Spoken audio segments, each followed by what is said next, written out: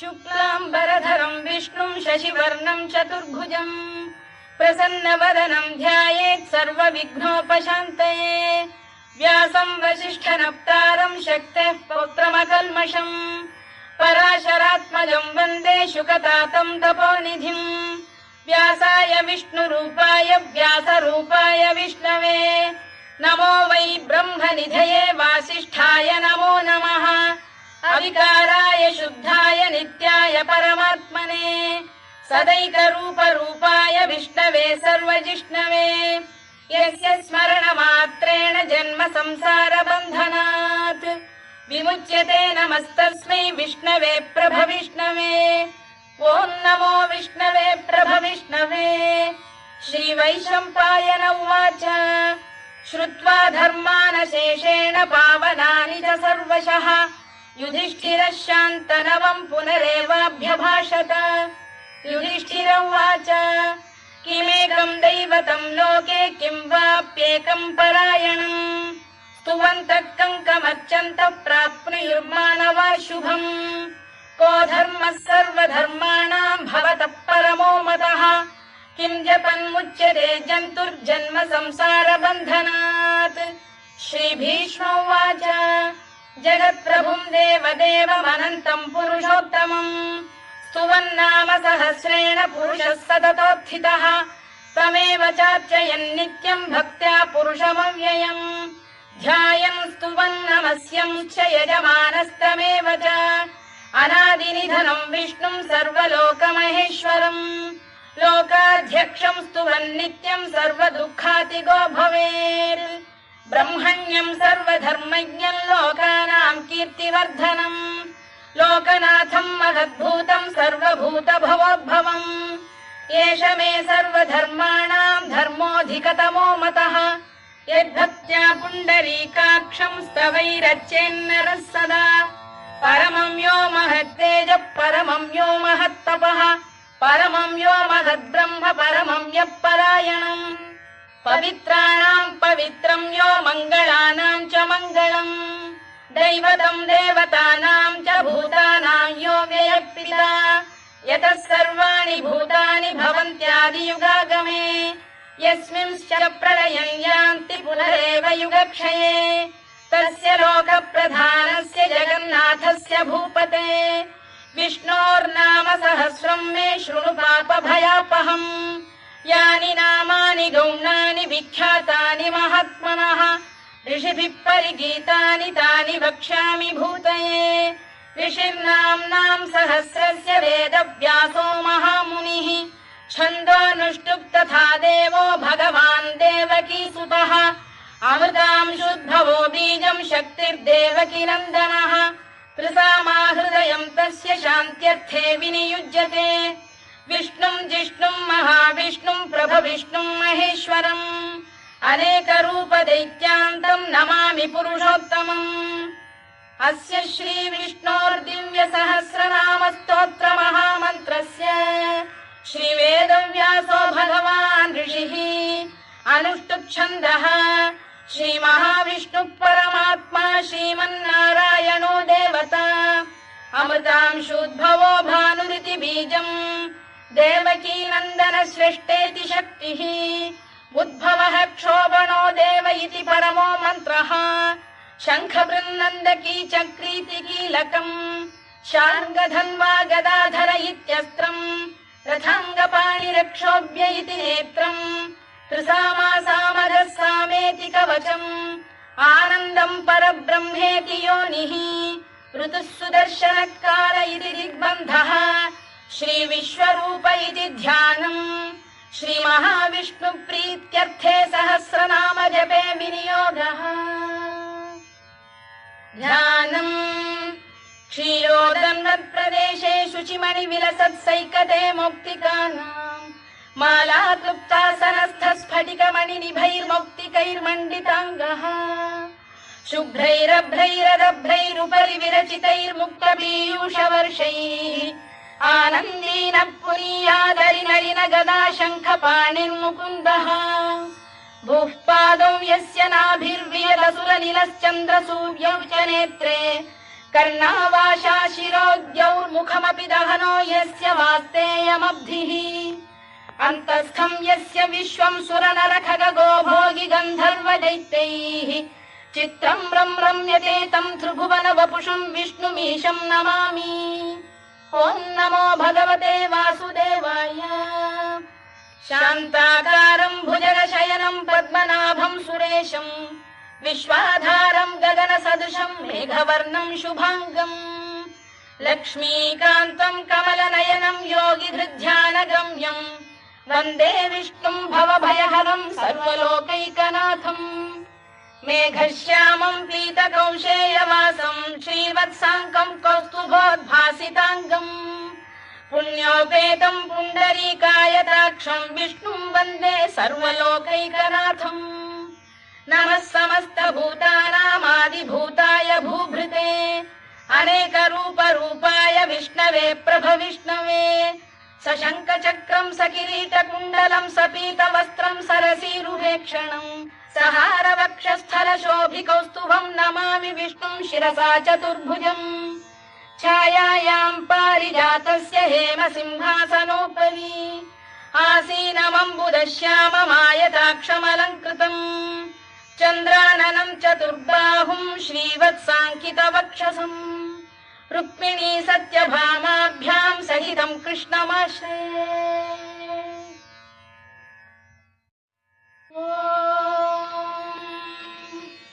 विश्वं विष्णुर्वषत्कारो भूतभव्य भवत्प्रभुः भूतभृद्भावो भूतात्मा भूतभावनः भूतात्मा परमात्मा च मुक्तानां परमागतिः अव्ययः पुरुषः साक्षी क्षेत्रज्ञोऽक्षर एव च योगो योगविदां नेता प्रधानपुरुषेश्वरः नारसिंहवपुः श्रीमान् केशवः पुरुषोत्तमः सर्वः शर्वः शिवस्थाणुर्भूतादिर्निधिरव्ययः सम्भवो भावनो भर्ता प्रभवः प्रभुरीश्वरः स्वयंभूः शम्भुरादित्यः पुष्कराक्षो महास्वनः अनादिनिधनो धाता विधाता धातुरुत्तमः अप्रमेयो ऋषिकेशः पद्मनाभोऽमरप्रभुः विश्वकर्मा मनुस्पष्टा स्थविष्ठस्थविरो ध्रुवः अग्राह्यः शाश्वतः कृष्णो लोहिताक्षप्रदर्दनः प्रभूतस्त्रिककुब्धाम पवित्रं मङ्गलं परम् ईशानः प्राणदः प्राणो ज्येष्ठः श्रेष्ठः प्रजापतिः हिरण्यगर्भो भूगर्भो माधवो मधुसूदनः ईश्वरो विक्रमी धन्वी मेधावी विक्रमक्रमः अनुत्तमो दुराधर्षः कृतज्ञः कृतिरात्मवान् सुरेशः शरणं शर्म विश्वरेताः प्रजाभवः अधः संवत्सरो व्यालः प्रत्ययः सर्वदर्शनः अजः सर्वेश्वरः सिद्धः सिद्धिः सर्वादिरच्युतः वृषाकपिरमेयात्मा सर्वयोगविनिसृतः वसुर्वसुमनः सत्यः समात्मा संमितः समः अमोघः पुण्डरीकाक्षो वृषकर्मा वृषाकृतिः रुद्रो बहुशिरा बभ्रुर्विश्वयोनिश्रुतिश्रवाः अमृतः शाश्वतस्थाणुर्वरारोहो महातपाः सर्वगः सर्वविद्भानुर्विश्वक्सेनो जनार्दनः वेदो वेदविदव्यङ्गो वेदाङ्गो वेदवित्कविः लोकाध्यक्षः सुराध्यक्षो धर्माध्यक्षः कृताकृतः चतुरात्मा चतुर्व्यूहश्चतुर्दंष्टश्चतुर्भुजः भ्राजिष्णुर्भोजनं भोक्ता सहिष्णुर्जगदादिजः अनघो विजयो जेता विश्वयोनिः पुनर्वसुः उपेन्द्रो वामनः प्रांशुरमोघः शुचिरूर्जितः अतीन्द्रः सङ्ग्रहः सर्गो धृतात्मा नियमो यमः वेद्यो वैद्यः सदा योगी वीरः माधवो मधुः अतीन्द्रियो महामायो महोत्साहो महाबलः महाबुद्धिर्महावीर्यो महाशक्तिर्महाद्युतिः अनिर्देश्य वपुः श्रीमान् अमे आत्मा महादृधृत् महेश्वासो महीभर्ता श्रीनिवासः सताङ्गतिः अनिरुद्धः सुरानन्दो गोविन्दो गोविदाम्पतिः मरीचिर्दमनो हंसः सुपर्णो भुजगोत्तमः हिरण्यनाभः सुतपाः पद्मनाभः प्रजापतिः अमृत्युः सर्वदृक्सिंहः सन्धाता सन्धिमान् स्थिरः अजो दुर्मर्षणः शास्ता विश्रुतात्मा सुरारिः गुरुर्गुरुतमो धाम सत्यः सत्यपराक्रमः निमिषो निमिषस्रग्वी वाचस्पतिरुदारधीः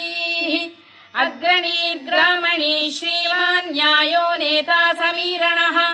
सहस्रमूर्धा विश्वात्मा सहस्राक्षः सहस्रपात् आवर्तनो निवृत्तात्मा संवृतः सम्प्रमर्दनः अधः संवर्तको वह्निरनिरो धरणीधरः सुप्रसाद प्रसन्नात्मा विश्वधृक् विश्वभुग्विभुः सत्कर्ता सत्कृतः साधुर्जह्नुर्नारायणो नरः असङ्ख्येयो प्रमेयात्मा विशिष्टः शिष्टकृच्छुचिः सिद्धार्थः सिद्धसङ्कल्पः सिद्धिदः सिद्धिसाधनः वृषाही वृषभो विष्णुर्वृषपर्वा वृषोदरः वर्धनो वर्धमानश्च विविक्तः श्रुतिसागरः सुभुजो दुर्धरो वाग्मी महेन्द्रो वसुदो वसुः नैकरूपो बृहद्रूपः शिपिविष्टप्रकाशनः ओजस्तेजोऽब्जुदिधरः प्रकाशात्मा प्रतापनः ऋद्धस्पष्टाक्षरो मन्त्रश्चन्द्रांशुर्भास्करद्युतिः अमृतांशुद्धवो भानुः शशबिन्दुः सुरेश्वरः औषधम् जगतः सेतुः सत्यधर्मपराक्रमः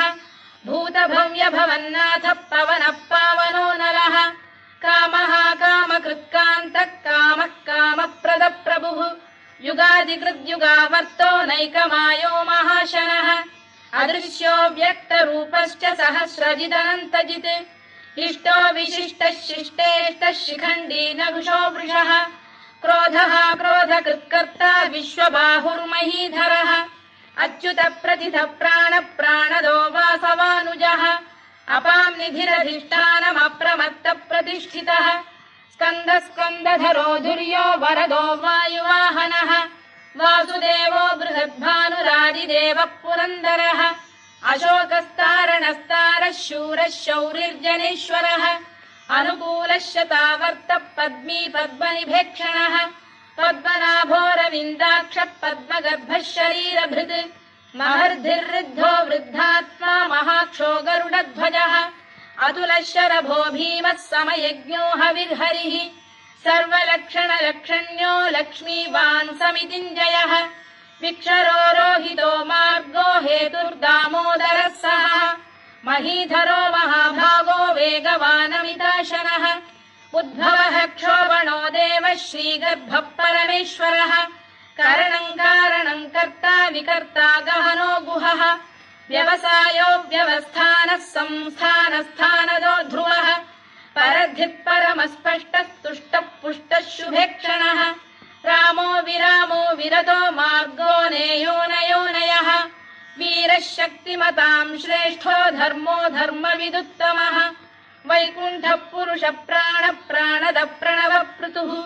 हिरण्यगर्भः शत्रुघ्नो व्याप्तो वायुरधोक्षजः ऋतुः सुदर्शनकारः परमेष्ठी परिग्रहः उग्रः संवत्सरो दक्षो विश्रामो विश्वदक्षिणः विस्तारस्थावरस्थाणुः प्रमाणम् बीजमव्ययम् अर्थोऽनर्थो महाकोशो महाभोगो महाधनः अनिर्विण्णस्थविष्ठो भूर्धर्मयूपो महामखः नक्षत्रनेमिर्नक्षत्री क्षमः क्षामः समीहनः यज्ञयुज्यो महेज्यश्च क्रतुः सत्रम् सदाम् गतिः सर्वदर्शी विमुक्तात्मा सर्वज्ञो ज्ञानमुत्तमम् सुव्रतः सुमुखः सूक्ष्मः सुघोषः सुखदः सुहृद् मनोहरो जितक्रोधो वीरबाहुर्विदारणः स्वापनः स्ववशो व्यापी नैकात्मा नैककर्मकृत् वत्सरो वत्सलो वत्सी रत्नगर्भोधनेश्वरः धर्मकृद्धर्मी सदसक्षरमक्षरम् अविज्ञाता सहस्रांशुर्विधाता कृतलक्षणः गभस्तिनेमिः सप्तस्तः सिंहो भूतमहेश्वरः आदिदेवो महादेवो देवेशो देवभृद्गुरुः उत्तरो गोपतिर्गोप्ता ज्ञानगम्यः पुरातनः शरीरभूतभृद्भोक्ता कपीन्द्रो भूरि दक्षिणः सोमपोऽमृतपः सोमः पुरुजिः पुरुषत्तमः विनयो जयः सत्यसन्धो दाशार्हः सात्वताम् पतिः जीवो विनयिता साक्षी मुकुन्दो मितविक्रमः अम्भोनिधिरनन्तात्मा महोदधिशयोऽन्तकः अजो महार्घः स्वाभाव्यो जितामित्रप्रमोदनः आनन्दो नन्दनो नन्दः सत्यधर्मात्रिविक्रमः महर्षिः कपिलाचार्यः कृतज्ञो मेदिनीपतिः त्रिपदस्त्रिदशाध्यक्षो महाशृङ्गकृतान्तकृत् महावराहो गोविन्दः सुषेणः कनकाङ्गनी गुह्यो गभीरो गहनो गुप्तश्चक्रगदाधरः मेधास्वाङ्गोजितः कृष्णो दृढः सङ्कर्षणोच्युतः वरुणो वारुणो वृक्षः पुष्कराक्षो महामनाः भगवान् बलहानन्दी वनमाली हलायुधः आदित्यो ज्योतिरादित्यः सहिष्णुर्गतिसत्तमः सुधन्वाखण्ड परशुर्दारुणो द्रविणप्रदः दिवस्पृक् सर्वदृग्व्यासो वाचस्पतिरयो निजः त्रिसामासामगः साम निर्वाणम् भेषजम् भिषज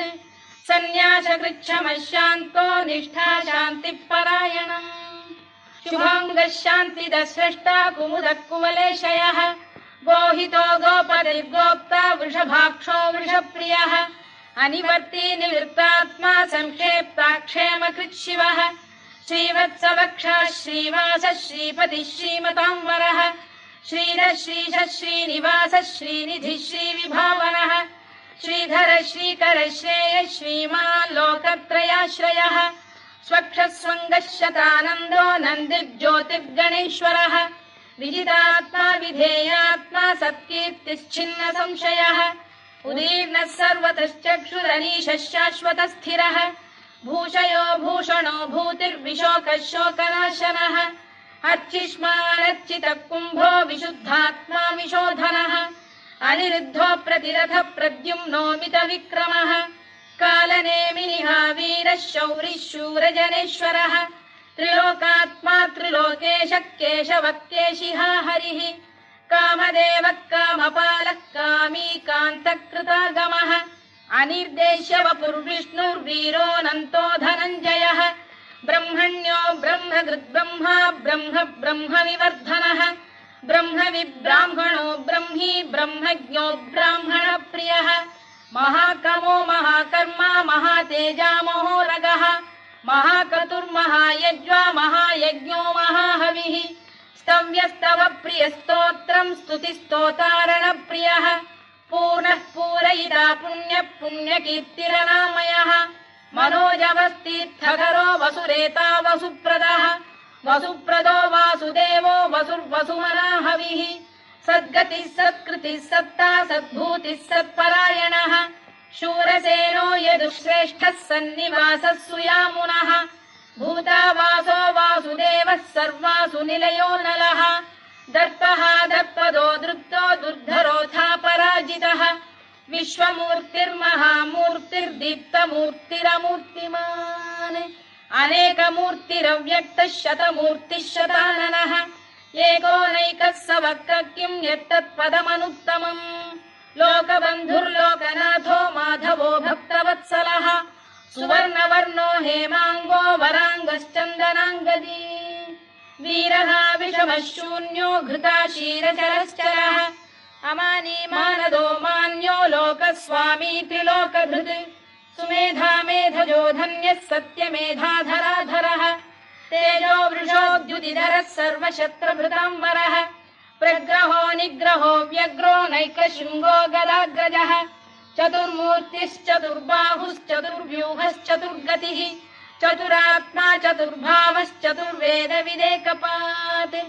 समावर्तो निवृत्तात्मा दुर्जयो दुरधिक्रमः दुर्लभो दुर्गमो दुर्गो दुरावासो दुरारिः शुभाङ्गो लोकसारङ्गः सुतन्तु स्तन्तु वर्धनः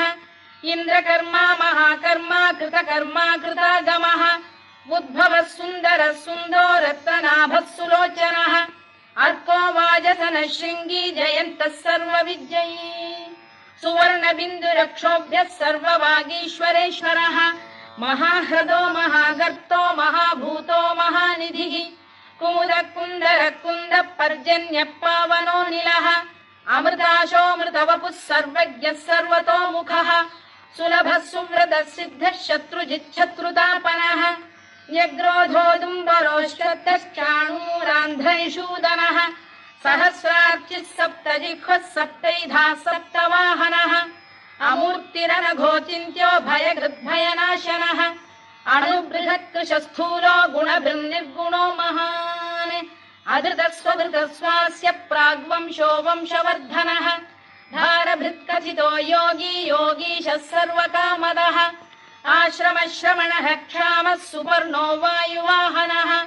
धनुर्धरो धनुर्वेदो दण्डो दमयिता दमः अपराजितः सर्वसहो नियन्ता नियमो यमः सत्त्ववान् सात्विकः सत्यः सत्यधर्मपरायणः अभिप्रायप्रियार्होरप्रियकृत्प्रीतिवर्धनः विहाय सगदिर्ज्योतिः सुरुचिर्पुतभुग्विभुः रविर्विरोचनः सूर्यः सवितारविलोचनः अनन्तो हुतभुग्भोक्ता सुखदो नैकजोऽग्रजः अनिर्विण्णः सदामर्षी लोकाधिष्ठानमद्भुतः सनातनतमः कपिलः कपिरव्ययः स्वस्तिदः स्वस्तिकृत् स्वस्ति स्वस्ति भुक् स्वस्ति दक्षिणः अरौद्रः कुण्डली चक्री विक्रम्यूर्जितशासनः शब्दातिगः शब्दसः शिशिरः शर्वरीकरः अक्रूरपेशलो दक्षो दक्षिणः क्षमिणाम्बरः विद्वत्तमो वीतभयः पुण्यश्रवणकीर्तनः उत्तारणो दुष्कृतिः पुण्यो दुःस्वप्ननाशनः वीरः रक्षणः सन्तो जीवनपर्यवस्थितः अनन्तरूपोऽनन्तश्रीर्जितमन्युर्भयापहः चतुरश्रो गभीरात्मा विदिशो व्यादिशो दिशः अनादिर्भूर्भुवो लक्ष्मीः सुवीरो रुचिराङ्गदः जननो जनजन्मादिर्भीमो भीमपराक्रमः आधारनिलयो धाता पुष्पहास प्रजागरः ऊर्ध्वगः सत्त्वथाचार प्राणद प्रणवप्रणः प्रमाणम् प्राणनिलय प्राणभृत्प्राणजीवनः तत्त्वम् तत्त्वविदेकात्मा जन्म मृत्युजरातिगः भूर्भुवः स्वस्तरुस्तारः सविता प्रपितामहः यज्ञो यज्ञपतिर्यज्वा यज्ञाङ्गो यज्ञवाहनः यज्ञभृद्यज्ञकृद्यज्ञी यज्ञभुग्यज्ञसाधनः यज्ञान्तकृद्यज्ञगुह्यमन्नमन्नाद एव च आत्मयोनिः स्वयं जातो वैखानः सामगायनः देवकीनन्दनः स्रष्टा क्षितीशः पापनाशनः शङ्खबृन्नन्दकी चक्री शार्ङ्गधन्वा गदाधरः तथाङ्गपाणिरक्षोभ्यः सर्वप्रहरणायुधः सर्वप्रहरणायुधवो नम इति वनमाली गरीशाङ्गी शङ्खी चक्री च नन्दकी श्रीमान्नारायणो विष्णुर्वासुदेवोऽभिरक्षतु वनमाली गरीशाङ्गी शङ्खी चक्री च नन्दकी श्रीमान्नारायणो विष्णुर्वासुदेवोऽभिरक्षतु वनमाली गरीशाङ्गी शङ्खी चक्री च नन्दकी श्रीमान्नारायणो विष्णुर्वासुदेवोऽभिरक्षतु इतीदम् कीर्तनीयस्य केशवस्य महात्मनः नाम्नाम् सहस्रम् दिव्यानामशेषेण प्रकीर्तितम् य इदम् शृणुयान् नित्यम् यश्चापि परिकीर्तयेत् नाशुभम् प्राप्नुयात् किञ्चित् सोमुत्रेह च मानवः वेदान्तको ब्राह्मणः स्यात् क्षत्रियो विजयी भवेत् वैश्यो धनसमृद्धः स्यात् शूद्रः सुखमवाप्नुयात् धर्मार्थी प्राप्नुयात् धर्ममर्थार्थी चार्थमाप्नुयात् कामानवाप्नुयात् कामी प्रजार्थी चाप्नुयात् प्रजाम् भक्तिमान् यः सदोत्थाय शुचिस्तद्गतमानसः सहस्रम् वासुदेवस्य नाम्नामेतत्र कीर्तयेत् यशः प्राप्नोति विपुलम् याति प्राधान्यमेव च अचलाम् श्रियमाप्नोति श्रेयः प्राप्नोत्यनुत्तमम् न भयम् क्वचिदाप्नोति वीर्यम् तेजश्च विन्दति भवत्यरोगोद्युतिमान् बलरूपगुणान्वितः रोगार्तो मुच्यते रोगात् बद्धो मुच्येत बन्धनात् भयान्मुच्येत भीतस्तु मुच्येतापन्न आपदः दुर्गाण्यतितरत्याशु पुरुषः पुरुषोत्तमम् सुवन्नाम सहस्रेण नित्यम् भक्तिसमन्वितः वासुदेवाश्रयो मर्त्यो वासुदेवपरायणः सर्वपापविशुद्धात्मा याति ब्रह्म सनातनम् न वासुदेव भक्तानामशुभम् विद्यते क्वचित् जन्म मृत्युजरा व्याधि भयम् नैवोपजायते इमं स्तवमधीयानः श्रद्धा भक्ति समन्वितः युज्येतात्मसुखक्षान्तिः श्रीधृतिस्मृतिकीर्तिभिः न क्रोधो न च मात्सर्यम् न लोभो न शुभामतिः भवन्ति कृतपुण्यानाम् भक्तानाम् पुरुषोत्तमे द्यौः स चन्द्रार्कनक्षत्राखम् दिशो भूर्महो दधिः वासुदेवस्य वीर्येण विधृतानि महात्मनः ससुरासुरगन्धर्वम् स यक्षोरगराक्षसम् जगत्वशे वर्ततेदम् कृष्णस्य सचराचरम् इन्द्रियाणि मनो बुद्धिः सत्त्वम् तेजो बलम् धृतिः वासुदेवात्मकान्याहुः क्षेत्रम् क्षेत्रज्ञ एव च सर्वागमानामाचार प्रथमम् परिकल्पते आचार प्रभवो धर्मो धर्मस्य प्रभुरच्युतः ऋषयः पितरो देवा महाभूतानि धातवः जङ्गमा जङ्गमम् चेदम् जगन्नारायणोद्भवम् योगो ज्ञानम् तथा साङ्ख्यम् विद्या शिल्पादिकर्म च वेदाः शास्त्राणि विज्ञानमेतत् सर्वम् जनार्दनात् एको विष्णुर्महद्भूतम् पृथग्भूतान्यनेकशः त्रीन् लोकान् व्याप्य भूतात्मा भुङ्क्ते विश्वभुवव्ययः इमम् स्तवम् भगवतो विष्णोर्व्यासेन कीर्तितम् पठेद्य इच्छेत् पुरुषः श्रेयत् प्राप्तुम् सुखानि च विश्वेश्वरमजम् देवम् जगतः प्रभुमव्ययम् भजन्ति ये पुष्कराक्षम् न ते यान्ति पराभवम् न ते यान्ति पराभवम् ओन्नम इति अर्जुनोवाच पद्मपत्र विशालाक्ष पद्मनाभ सुरोत्तमा भक्तानामनुरक्तानाम् त्राता भव जनार्दन श्रीभगवानुवाच यो माम् नाम सहस्रेण स्तोतुमिच्छति पाण्डव सोऽहमेकेन श्लोकेन स्तुत एव न संशयः स्तुत एव न संशयोन्नम इति व्यास उवाच वासनाद्वासुदेवस्य वासितम् भुवनत्रयम् सर्वभूतनिवासोऽसि वासुदेव नमोऽस्तु ते वासुदेव नमोऽस्तु ते ओन्नम इति पार्वत्युवाच केनोपायेन लघुना विष्णोर्नाम सहस्रकम् पठ्यते पण्डितैर्नित्यम् श्रोतुमिच्छाम्यहम् प्रभो ईश्वर उवाच श्रीराम राम रामेति रमे रामे मनोरमे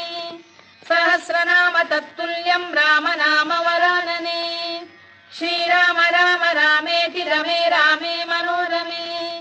सहस्रनाम तत्तुल्यम् राम नाम वरानने श्रीराम राम रामेति रमे रामे मनोरमे सहस्रनाम तत्तुल्यम् राम नाम वरानने राम नाम वरानन ओन्नम इति ब्रह्मोवाच नमोऽस्त्वनन्ताय सहस्रमूर्तये सहस्रपादाक्षि शिरोरुबाहवे सहस्रनाम्ने पुरुषाय शाश्वते सहस्रकोटियुगधारिणे नमः सहस्रकोटियुगधारिणे नम ओन्नम इति सञ्जय उवाच यत्र योगेश्वर कृष्णो यत्र पार्थो धनुर्धरः तत्र श्रीविजयो भूतिर्ध्रुवा नीतिर्मतिर्मम श्रीभगवानुवाच अनन्याश्चिन्तयन्तो मां ये जनाः पर्युपासते तेषाम् नित्याभियुक्तानां योगक्षेमम् वहाम्यहम् परित्राणाय साधूनां विनाशाय च दुष्कृताम् धर्म संस्थापनार्थाय संभवामि युगे युगे आर्ता विषण्णाः शिथिलाश्च भीता घोरेषु च व्याधिषु वर्तमानाः संकीर्त्य नारायण शब्दमात्रम् विमुक्त दुःखाः सुखिनो भवन्तु कायेन वाचा मनसेन्द्रियैर्वा बुद्ध्यात्मना वा प्रकृते स्वभावात् करोमि यद्यत् सकलम् परस्मै नारायणायेति समर्पयामि।